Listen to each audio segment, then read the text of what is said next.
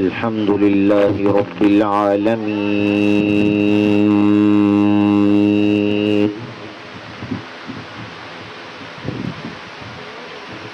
والعاقبة للمتقين، والصلاة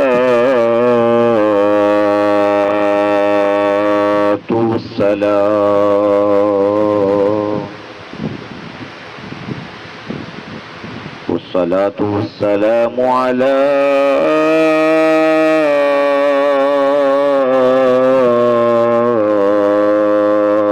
أشرف الأنبياء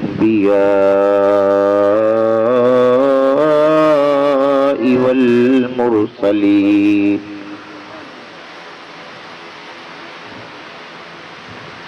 وعلى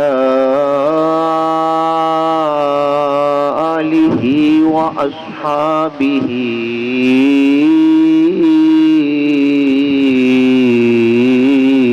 أجمعين.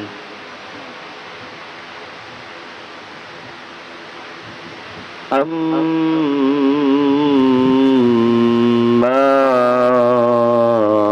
بعد، فأعوذ بالله من الشيطان الرجيم. بسم الله الرحمن الرحيم.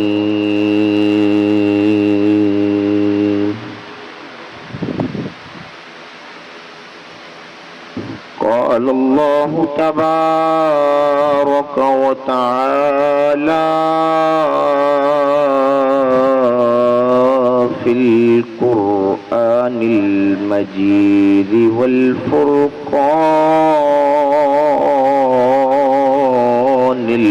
الحميد: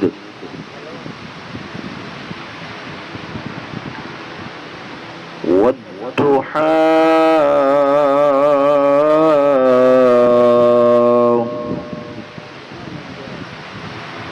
والليل إذا سجى،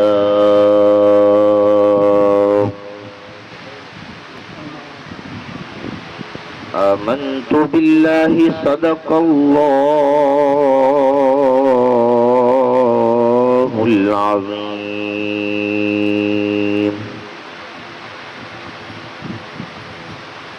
وبلغنا رسوله النبي الكريم الأمين، ونحن على ذلك لمن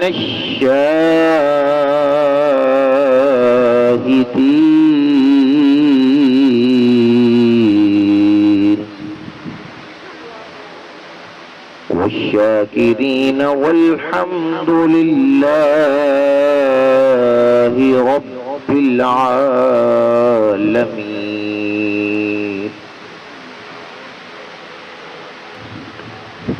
إن الله وملائكته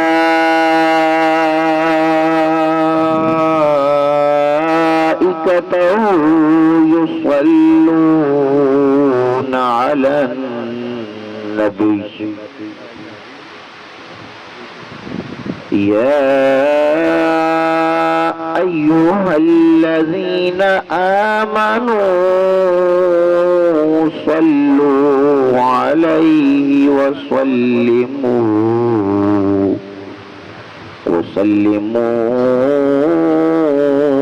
تسلیما. باواز بلند سے پڑھو: الصلاۃ والسلام علیک یا سیدی یا رسول اللہ، وعلی آلک واصحابک یا سیدی یا حبیب اللہ. الصلاة والسلام عليك يا سيدي يا رحمة رحمة للعالمين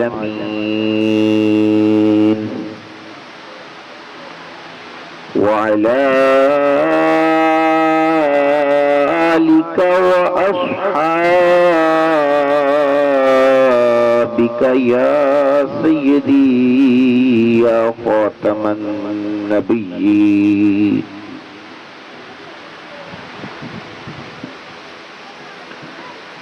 ہو نہ یہ پھول تو بلبل کا ترنم بھی نہ ہو. ڈاکٹر علامہ اقبال کا شعر ہے.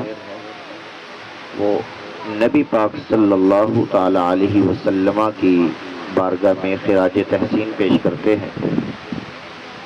کہتے ہیں ہو نہ یہ پھول تو بلبل کا ترنم بھی نہ ہو.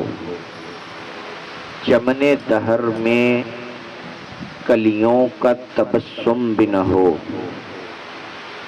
ہو نہ یہ ساقی تو میں بھی نہ ہو ہم بھی نہ ہو. بزم توحید بھی دنیا میں نہ ہو تم بھی نہ ہو. خیمہ افلاک کا استادہ اسی نام سے ہے. نبض ہستی تپش آمادہ اسی نام سے ہے. بلغ العلا بکمالہ کشف الدجا بجمالہ حسنت جمیع خصالہ صلو علیہ وآلہ وسلموا تسلیما کثیرا کثیرا.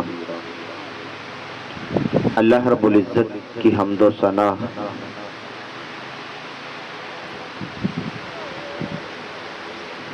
حضور نبی کریم رؤوف الرحیم تاجدار مدینہ سرور قلب و سینہ جانے کائنات آقا دو جہاں اللہ کے پیارے امت کے سہارے سیدہ طیبہ طاہرہ عابدہ زاہدہ راکعہ ساجدہ رافعہ سیدہ آمینہ سلام اللہ علیہا کے دلارے احمد مجتبیٰ جناب محمد مصطفیٰ صلی اللہ تعالی علیہ وسلم کی بارگاہ عقیدت میں اپنی محبتوں کے خراج پیش کرنے کے بعد نہایت ہی معزز محتشم عزتوں کے قابل علماء ذی وقار وارثان منبر و محراب اور ہماری اس مجلس میں موجود آل نبی اولاد علی سادات کرام بزرگوں دوستو السلام علیکم ورحمۃ اللہ وبرکاتہ. اللہ کی توفیق سے قرآن مجید برہان رشید میں سے 2 آیات بینات پڑھنے کا شرف حاصل ہوا. بارگاہ رب العزت میں دعا ہے رب لم یزل میری زبان پر کلمہ حق جاری فرمائے. جو کچھ کہوں سنوں اس پر اللہ پاک کی ذات مجھے اور آپ کو عمل کی توفیق عطا فرمائے. یہ جو پیچھے احباب بیٹھے ہیں تھوڑی سی تکلیف کریں گے اگر آپ آگے تشریف لے آئیں. اللہ کے پیارے نبی کی حدیث ہے. نبی پاک فرماتے ہیں کہ جب لوگ اکٹھے ہو کر جمع ہو کر میرے پیارے محبوب کا اور اس محبوب کو بنانے والے پروردگار کا ذکر کرتے ہیں اللہ کی رحمت کے فرشتے اس مجلس کو ڈھانپ لیتے ہیں. تو تھوڑی سی کوشش کریں آگے آگے آ جائیں. ہم تھوڑے ہیں بارگاہ ربوبیت میں تھوڑے یا زیادہ نہیں دیکھے جاتے. وہاں میرا اور آپ کا خلوص اور نیت دیکھی جائے گی کہ یہ کس ارادے اور کس نیت سے بیٹھے. اور یہ بھی یاد رکھیے گا جو تھوڑے ہوتے ہیں نا وہ خالص ہوتے ہیں. جو تھوڑے ہوتے ہیں وہ خالص ہوتے ہیں. آپ میں سے اکثر ذمہ دار حضرات بیٹھے ہوں گے. گندم کی کٹائی ہوتی ہے, گندم نکالی جاتی ہے, ایک طرف دانے کا ڈھیر ہوتا ہے, دوسری طرف توڑی کا ڈھیر ہوتا ہے. زیادہ کیا ہوتی ہے دیکھنے میں؟ توڑی کا ڈھیر زیادہ ہوتا ہے نا, لیکن ہمارے نظر میں, سوچ میں, فکر میں اہمیت زیادہ توڑی کی ہوتی ہے یا دانے کی ہوتی ہے؟ اس لیے جو تھوڑے ہوتے ہیں نا وہ خالص ہوتے ہیں. چاہے ہم تھوڑے بیٹھے ہیں, اگر بارگاہ مصطفیٰ میں بیٹھنا اور بارگاہ ربوبیت میں بیٹھنا ہمارا پسند آ گیا, ہماری تو بگڑی سنور جائے گی. اپنی بات کا آغاز میں کرتا ہوں ایک حدیث پاک سے. ویسے سبحان اللہ کہلوانا میری عادت نہیں, میں اپنی بات کرتا چلا جاؤں گا. جہاں پہ آپ کو لگے کہ سبحان اللہ کہنا آپ کا حق بنتا ہے, وہاں آپ خود سبحان اللہ فرماتے جائیں گے. حدیث پاک سے آغاز کر رہا ہوں. اللہ کے پیارے محبوب صلی اللہ تعالی علیہ وسلم ارشاد فرماتے ہیں, اذا مررتم بالجنہ فرتعوا. اللہ کے نبی نے فرمایا, لوگوں جب تم جنت کے باغ میں سے گزرو, فرتعوا کچھ کھا پی لیا کرو. صحابہ نے عرض کی, قالوا ما ریاض الجنہ. صحابہ نے سوال کیا, یا رسول اللہ جنت کیا ہے؟ دنیا میں جنت کیا ہے؟ اللہ کے رسول فرماتے ہیں, اذا مررتم بریاض الجنہ فرتعوا, جب تم جنت میں سے گزرو کچھ کھا پی لیا کرو. صحابہ نے عرض کی, قالوا ما ریاض الجنہ. اللہ کے نبی ریاض الجنہ کیا ہے؟ اللہ کے رسول نے پھر بتایا, کہا سنو, مجالس الذکر. کہا جہاں جس مجلس میں میرے رب کا اور رب کے محبوب کا ذکر ہو, وہی تو جنت کی مجلس ہوتی ہے, وہی تو جنت کا باغ ہوتا ہے. اور دوسری حدیث پاک کی روح سے دیکھیں تو اللہ تعالیٰ نے, اللہ کے پیارے محبوب نے مسجد کو بھی جنت قرار دیا ہے. اس حدیث پاک کی روح سے دیکھیں ہم اس وقت کہاں بیٹھے ہیں.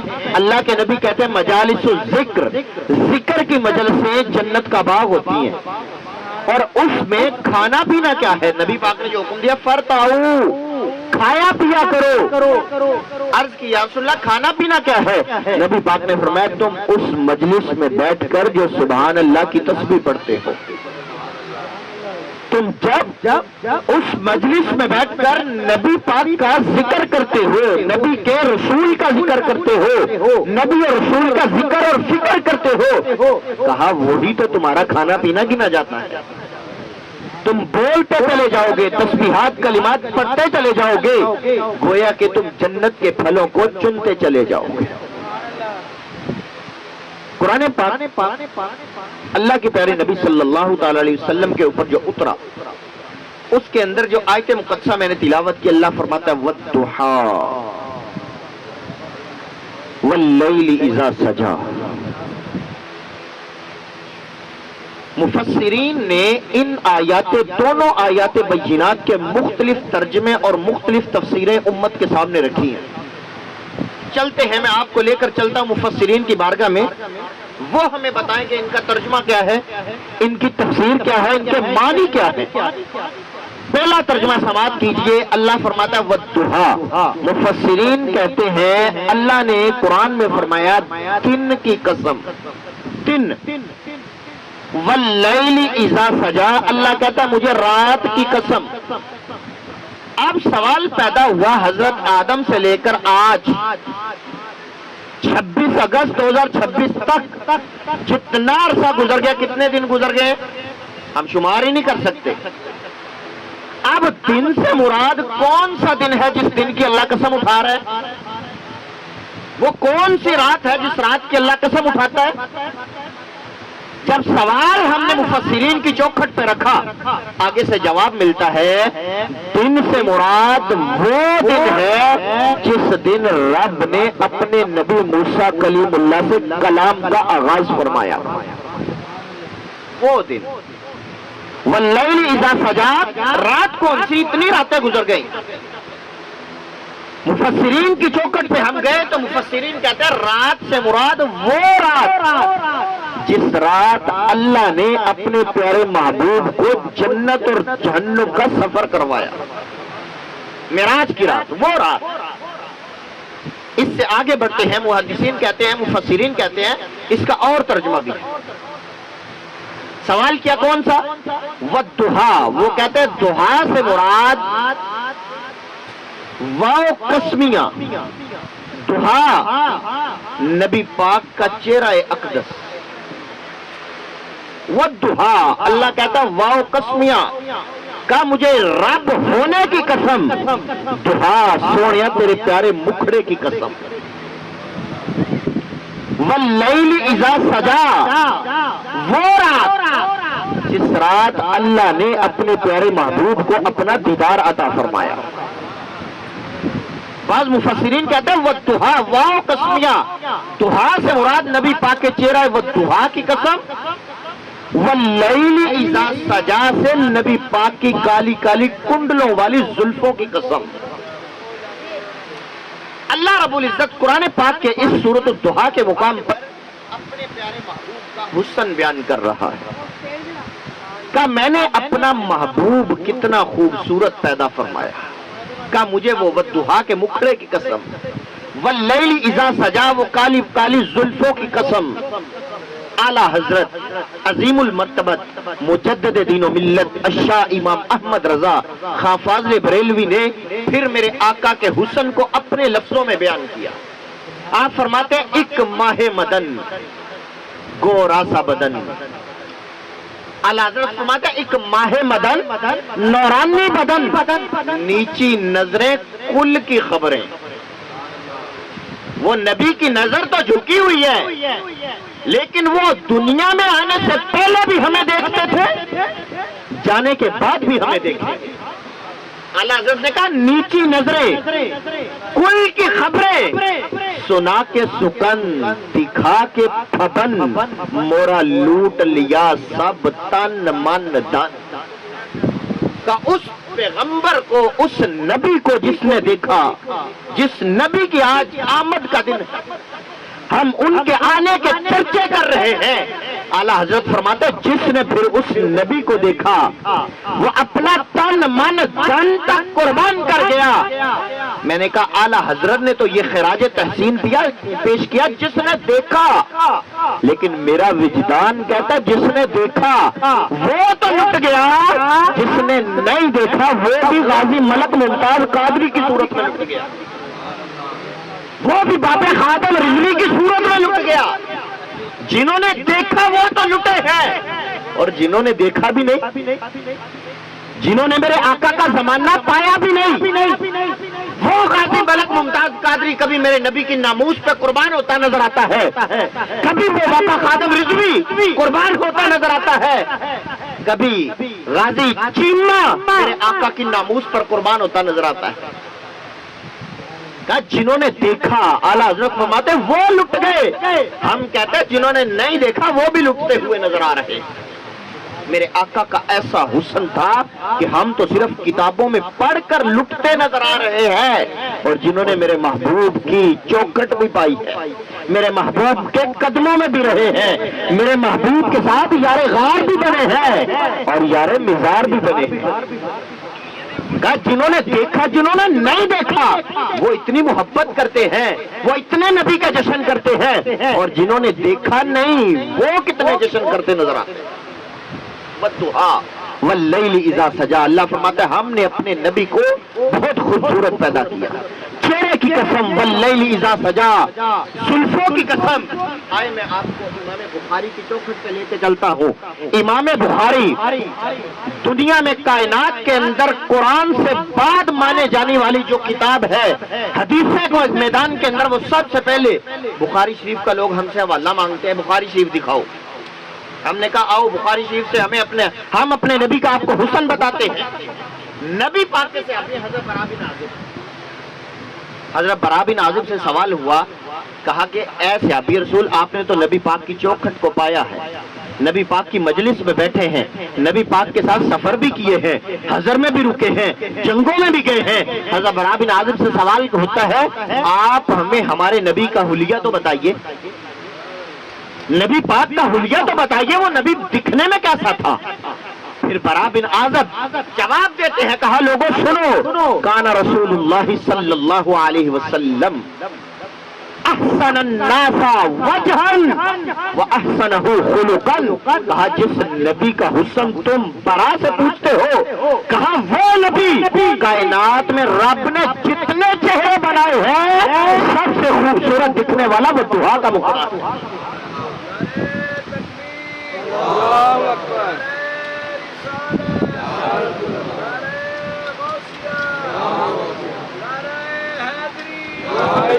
اور حضرت برا بن عازب کہتے ہیں صرف تم صورت کو نہ دیکھنا, صرف صورت کو نہ دیکھنا, کان رسول اللہ صلی اللہ تعالی علیہ وسلم احسن الناس وجہن, کہا میرے نبی کو صورت کے اعتبار سے دیکھا جائے پھر بھی پوری کائنات سے حسین ہے, واحسنہ خلقا, میرے نبی کو سیرت کے اعتبار سے دیکھا جائے پھر بھی نمبر 1 ہے.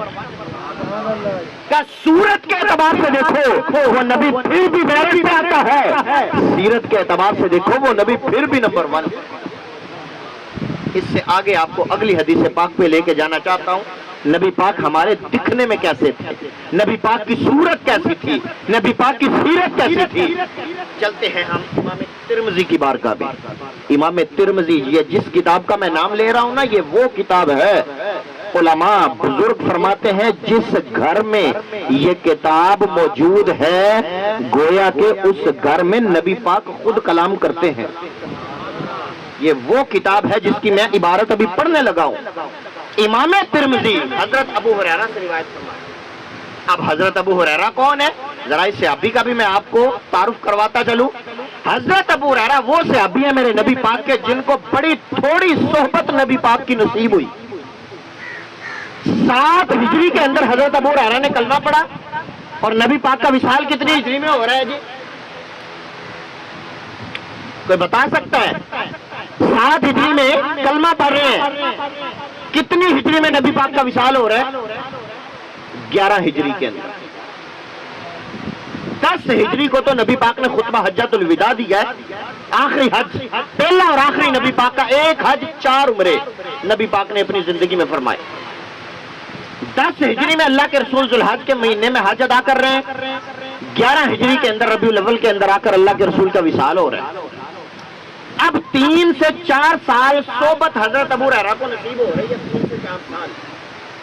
لیکن اس 3-4 سال کے اندر حضرت ابو ہریرہ نے نبی پاک سے حدیثیں کتنی روایت کی ہیں؟ نبی پاک کے سوالات کے قریب صحابہ ہیں, اور جتنے صحابہ اللہ کے نبی کے سب سے زیادہ حدیثوں کو روایت کرنے والے حضرت ابو ہریرہ ہیں. حالانکہ حضرت ابو بکر کی ساری زندگی نبی پاک کی معیت میں گزر گئی, لیکن حضرت ابو ہریرہ یہ نمبر 1 پہ کیسے آگے؟ لوگ اعتراض بھی کرتے ہیں یہ حضرت ابو ہریرہ حضرت ابو بکر ساری زندگی ساتھ رہے, اتنی حدیثیں انہوں نے نہیں بیان کی جتنی ابو ہریرہ نے 4 سال میں کر دی. اعتراض کرتے ہیں. اس اعتراض کا جواب حضرت ابو ہریرہ نے خود دیا. کہا لوگوں سنو, کہا باقی صحابہ کے کاروبار بھی تھے, صحابہ کی تجارت بھی تھی, صحابہ گھر کے معمولات بھی دیکھتے تھے. کہا صحابہ صبح کی نماز پڑھ کے کوئی تجارت پہ چلا جاتا, کہا کوئی کاروبار کرنے چلا جاتا, کوئی اپنی بھیڑ بکریوں کو لے کر چراگاہ میں چلا جاتا. کہا جب ہم نے محمد مصطفیٰ کی چوکھٹ کو پکڑا, کہا جب ہم نے محمد مصطفیٰ کے دامن کو پکڑا, کہا پھر وہ 3 سے 4 سال کا جو عرصہ ہے, کہا ہم صبح سے لے کر رات تک نبی پاک کی چوکھٹ پر آتے تھے, جو وہ نبی کلمات بولتا تھا ہم سنتے رہتے تھے. اس لیے میں 3 سے 4 سال میں سب سے زیادہ 5300 حدیثیں 5300 حدیثوں کا رائٹر حضرت ابو ہریرہ. آپ فرماتے ہیں اللہ کے پیارے نبی ترمذی شریف کی حدیث پاک ہے، حضرت ابو ہریرہ فرماتے ہیں ما رأیت شیئا احسن من رسول اللہ صلی اللہ علیہ وسلم. اللہ کے نبی کا حسن بیان کرتے ہوئے حضرت ابو ہریرہ نے کہا ما رأیت شیئا احسن من رسول اللہ، کہ میری آنکھ نے کائنات میں کوئی چیز بھی اللہ کے آخری نبی سے بڑھ کر خوبصورت نہیں دیکھی. بھائی حدیث پاک کے لفظ پہ غور کیجئے گا. حضرت ابو ہریرہ یہ نہیں کہتے ما رأیت رجلن، رجلن نہیں کہا، رجلن عربی میں بندے کو کہتے ہیں. اگر رجلن کا لفظ لے کر آتے اس کا مطلب تھا نبی پاک کے حسن کا مقابلہ صرف اشرف المخلوقات کے ساتھ، صرف حسن کا تقابل بندوں کے ساتھ ہے. بلکہ حضرت ابو ہریرہ نے کہا ما رأیت شیئا، شیئا کے اندر حیوانات بھی آتے ہیں، جمادات بھی آتے ہیں، نباتات بھی آتے ہیں، کائنات کی ہر مخلوق آتی ہے. حضرت ابو ہریرہ کہتے ہیں ما رأیت شیئا احسن من رسول اللہ، میری آنکھ نے کائنات میں نبی سے بڑھ کر کوئی چیز حسین نہیں دیکھی. اور آگے مثال بھی بیان کی، نبی پاک کے حسن کی مثال بھی پیش کی. حسن تھا کیسا؟ حضرت ابو ہریرہ کہتے ہیں کأن الشمس تجری فی وجہہ. حضرت ابو ہریرہ نے کہا میرے نبی کا مکھڑا ایسا تھا کأن الشمس، گویا کہ سورج، تجری فی وجہہ، میرے نبی کے چہرے میں تیرتا ہوا نظر آتا. یہ میرے آقا کا حسن ہے. ایسے نہیں کسی نے بول دیا کہ حسن یوسف پہ کٹی تھی مصر میں انگشت زنا، سر کٹاتے ہیں تیرے نام پہ مردان عرب.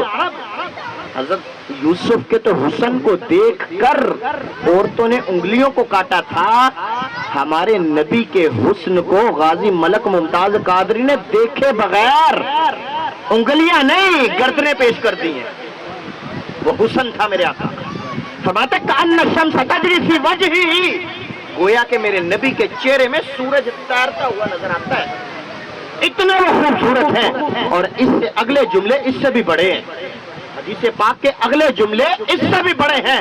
حضرت ابو ہریرہ کہتے ہیں اذا ضحک یتلألأ فی الجدر، کہا جب میرے آقا مسکراتے تھے مدینے کے در و دیوار روشن ہو جاتے تھے. اذا ضحک یتلألأ فی الجدر، کہا مدینے کے در و دیوار روشن ہوتے تھے جب آقا مسکرایا کرتے تھے. یہ کون حدیث کو بیان کرنے والا ہے جی؟ ابو ہریرہ. حضرت ابو ہریرہ وہ صحابی ہیں میرے بارگاہ مصطفیٰ کی چوکھٹ میں آئے. حضرت ابو ہریرہ نے آ کر نبی پاک کی بارگاہ میں عرضی پیش کی، کہا یا رسول اللہ حافظہ کمزور ہو گیا ہے، باتیں سنتا ہوں حدیثیں آپ سے سنتا ہوں بھول جاتی ہیں، یا نبی اللہ کرم کیجئے حافظے کو مضبوط فرما دے.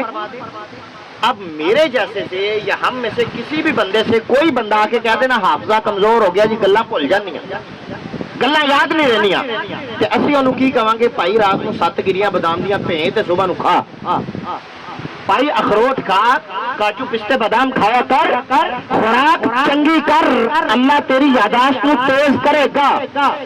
اب بارگاہ مصطفیٰ میں سوال کس کا ہے؟ حضرت ابو ہریرہ کا.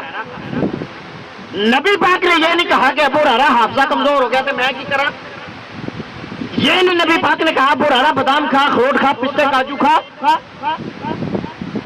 بارگاہ مصطفیٰ سے یہ جواب نہیں ملا ابو ہریرہ حافظہ کمزور ہو گیا تو میں کی کرا. لوگ کہتے ہیں نا نبی کر کچھ نہیں سکتا، نبی دے کچھ نہیں سکتا، نبی کے اختیار میں کچھ نہیں. میں نے کہا آؤ ہمارے پاس، ہم تمہیں بتاتے ہیں رب نے سارے جہان کے خزانہ میرے آقا کی مٹھی میں بند کر دیے. کہا آؤ تو صحیح. کہتے ہیں نبی دے کچھ نہیں سکتا. میں نے کہا تمہارا منہ لینے والا ہی نہیں، منہ لینے والا لے کر تو آؤ میرے آقا کی بارگاہ میں. وہ آج اپنے روزے میں جا کر بھی امت کو نوازتے ہیں، روزے میں بیٹھ کر بھی لوگوں کو نواز رہے ہیں. یقین کیجئے ممبر رسول پہ بیٹھا ہوں، اللہ پاک نے مکہ مدینے کی حاضری کا شرف بخشا. ظہر کی نماز کا ٹائم ہے، مسجد نبوی ہے، حاجی صاحب مسجد نبوی ہے، مدینے کے اندر کھڑا ہوں، ظہر کی نماز کا ٹائم ہے. ایک طرف نماز کا ٹائم ہے، دوسری طرف اس بندہ نچیز کو بھوک کی شدت ہے. اور میں چل رہا ہوں مسجد غمامہ کی طرف سے مسجد حرام میں جا رہا تھا، دل میں خیال آیا پہلے کھانا کھا لوں پھر نماز پڑھوں، شریعت کا حکم بھی یہی ہے، بھوک لگی ہو تو پہلے شریعت کہتی ہے کھانا کھاؤ نماز بعد میں پڑھ لو، دل میں خیال آیا کھانا پہلے کھا لو نماز بعد میں پڑھتا ہوں، پھر سوال دل میں یہ بھی اٹھتا ہے کہ جب استادوں سے پڑھتے تھے استاد کہتے تھے کہ جب بندہ مدینے جاتا ہے نا تو وہ نبی وہاں روزے میں بیٹھ کر امتی کی میزبانی فرماتے ہیں، یہ استادوں کا جملہ یاد آیا کہ وہ نبی میزبانی آج بھی کرتے ہیں، ساتھ ایک ساتھی تھا وہ کہتا کھانا کھائیں، میں نے کہا نہیں، استاد فرمایا کرتے تھے کہ وہ نبی آج بھی میزبانی فرماتے ہیں، کہا کہ جس چوکھٹ پہ کھڑے ہیں کھانے کی طرف نہیں نماز کی طرف جائیں گے وہ رسول میزبانی فرمائیں گے، اور یقین کیجئے خدا کی قسم ابھی 10 قدم نہیں چلے تھے بندہ ایسے کھانا لے کر سامنے آیا جیسے نبی کے روزے سے نکل کر آیا ہو،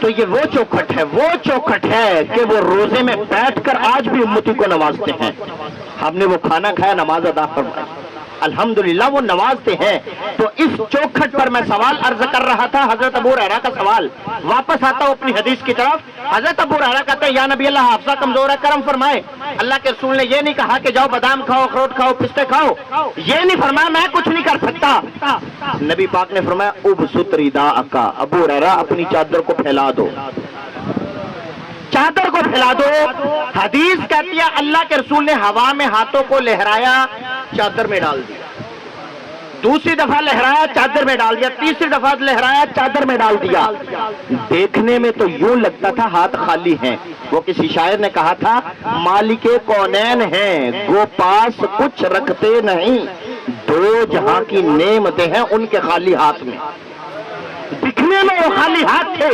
نبی پاک نے ہوا میں لہرا کر چادر میں ڈالا، حکم دیا ابو ہریرہ چادر کو اکٹھا کرو سینے سے مل لو، حضرت ابو ہریرہ کہتے ہیں چادر کو ملا، کہا رزلٹ کیا نکلا، حضرت ابو ہریرہ کہتے ہیں چادر کو ملنے کے بعد جتنی حدیثیں سنی وہ تو یاد رہی، جو بھول چکا چادر مصطفیٰ کا صدقہ اللہ نے وہ بھی یاد کیا، جو بھول چکا تھا وہ چادر مصطفیٰ کا صدقہ اللہ نے وہ بھی یاد کروا دیا، یہ وہ بارگاہ ہے وہ چوکھٹ ہے جس کا حسن حضرت ابو ہریرہ بیان کرتے فرماتے ہیں اذا ضحک یتلألأ فی الجدر، ہمارا نبی جب مسکراتا تھا مدینے کے در و دیوار روشن ہوتے تھے۔ اگلی حدیث پاک پہ چلتے ہیں، حضرت براء بن عازب، وہی صحابی جن کی پہلے بھی حدیث پڑھ چکا ہو، وہی صحابی سے بخاری اور امام مسلم دونوں کتابوں کے اندر حدیث پاک موجود ہے، دکھانا ہماری ذمہ داری ہے۔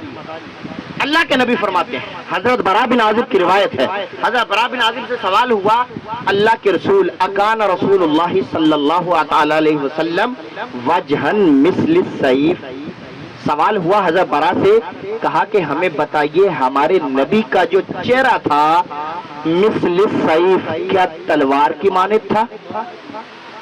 سیف عربی میں تلوار کو بولتے ہیں، اور یہ نبی پاک کے صحابی حضرت خالد بن ولید کا لقب بھی تھا سیف اللہ، اللہ کی تلوار، ساری زندگی نبی پاک کی معیت میں بھی جہاد کے میدان میں رہے، نبی پاک کے بعد بھی جہاد کے میدان میں رہے، دل میں تمنا تھی اللہ شہادت عطا فرمائے، لیکن حضرت خالد بن ولید کو بستر مرگ کے اوپر موت آتی ہے، میدان جہاد میں اللہ نے شہادت نہیں دی، آخری وقت آنکھوں میں آنسو ہیں، صحابی پوچھتے ہیں روتے کیوں ہیں؟ فرمایا ساری زندگی تمنا رہی کہ اللہ شہادت دے میدان جہاد کے اندر، کہ اللہ نے شہادت بھی دی اس لیے آنکھوں میں آنسو ہے۔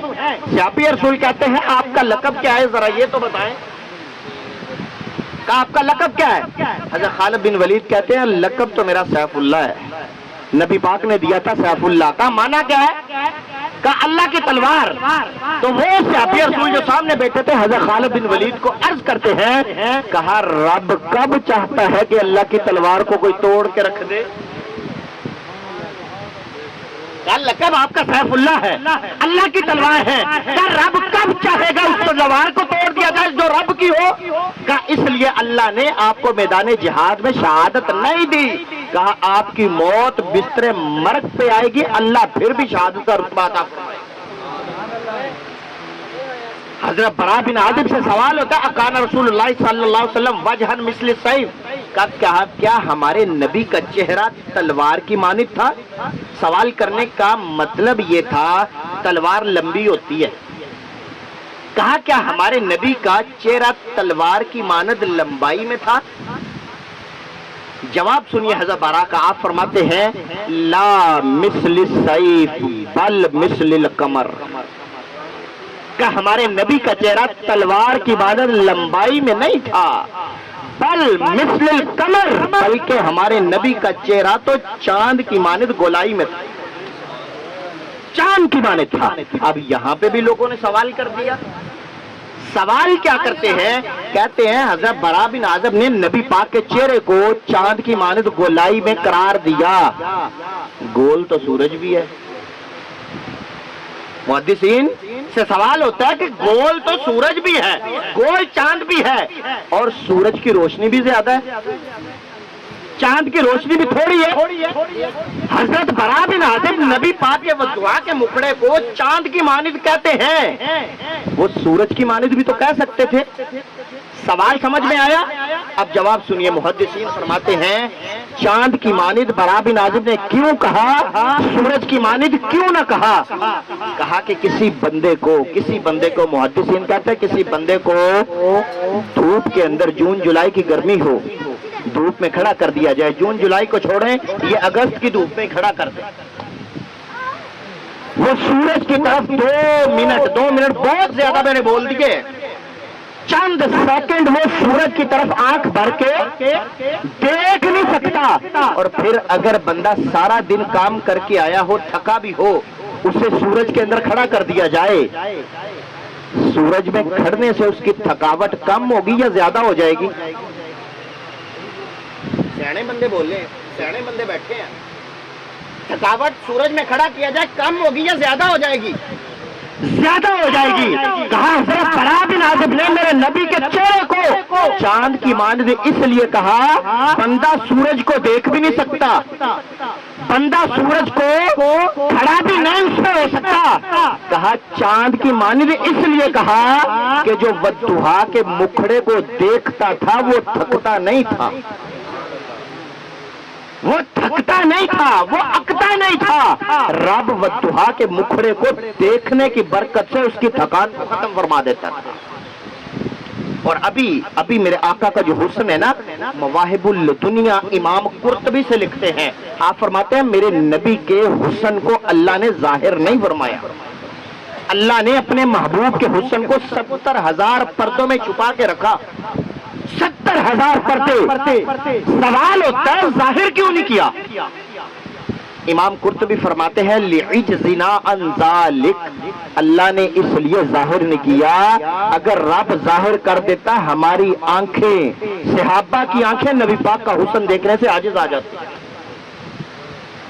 اس لیے اللہ نے 70,000 پردوں میں نبی کا حسن چھپا کے رکھا، لیکن پھر بھی اتنے حسین ہیں. صحابہ کہتے ہیں وہ چاند کی مانند تھے، چاند کی مانند.